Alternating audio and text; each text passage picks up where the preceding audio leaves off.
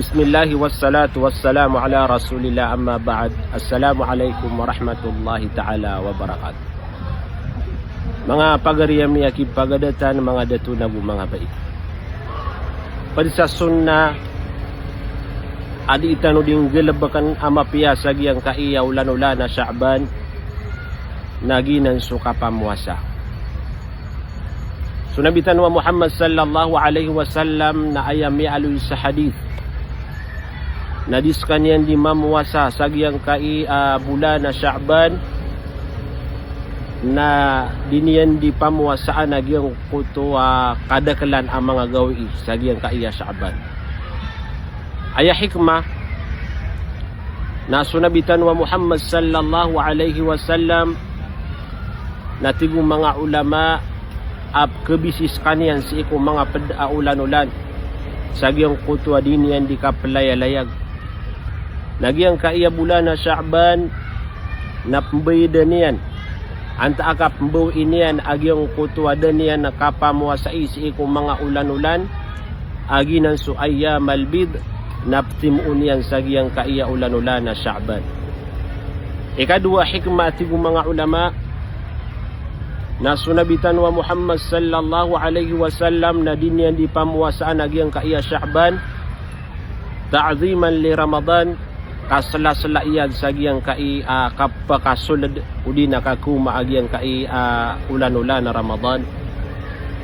Ikatalawa tigo mga ulama na sunabitan wa Muhammad sallallahu alaihi wasallam na pumuasa sa kaniyan apadiyan sa mga karumanian sa giyang kaiya Sha'ban kaso mga karumanian nagyuto din ipmbayadaniran apuasa sa giyang kutuadiran nakatarotupi apuasa si iku miyaypos ulan-ulan na Ramadan. Saya siran di pamayad laborun su mga bai. Agi su mga bai na katawan tano adiran ketarutupan mamuasa su Ramadan sabab sa giyang kutua mga bisitairan na isiran di pamayad sa giyang ulan-ulan na Sha'ban.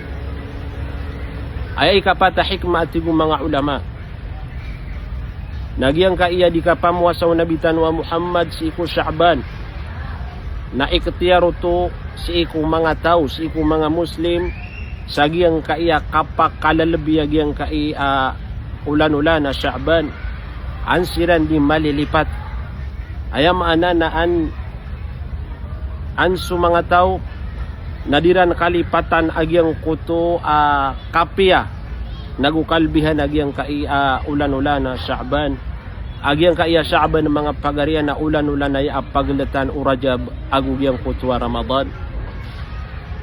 Aya ikalima mga pagaria na sa ulan-ulan na Sha'ban na sanap kipan tagagyang kutwa kipnaikan ipuro agyang kutwa mga amal o mga tao. Nasunabitan wa Muhammad sallallahu alaihi wasallam nadis kaniyan sandi mamuasa ka para amay kagyang kutu akipuro nagyang kutu amal o mga manusia nadis kaniyan di mamuasa samya ka pia mambu apaman na so mga amal tano na ipanay ipuro na sa katano na di tano di mamuasa. Aya ikan ng mga pagariya ami aloy mga ulama hikmah nagyang kaiya di ka pamuasa iyo tao sa gyang kaiya Sha'ban na praktisai nagupaman na itano di preparado sa giyang koto kapu sa itano si iko bulan na Ramadan. Mga pagariya tanto kumapi agyang koto di itano di ka promasay sa giyang kaiya Sha'ban sa di itano ding galabag sa mga galabag ang mga pipiya. Giyang kaiya paman na hikma na pagalindin na yamapiya inalo yung mga ulama.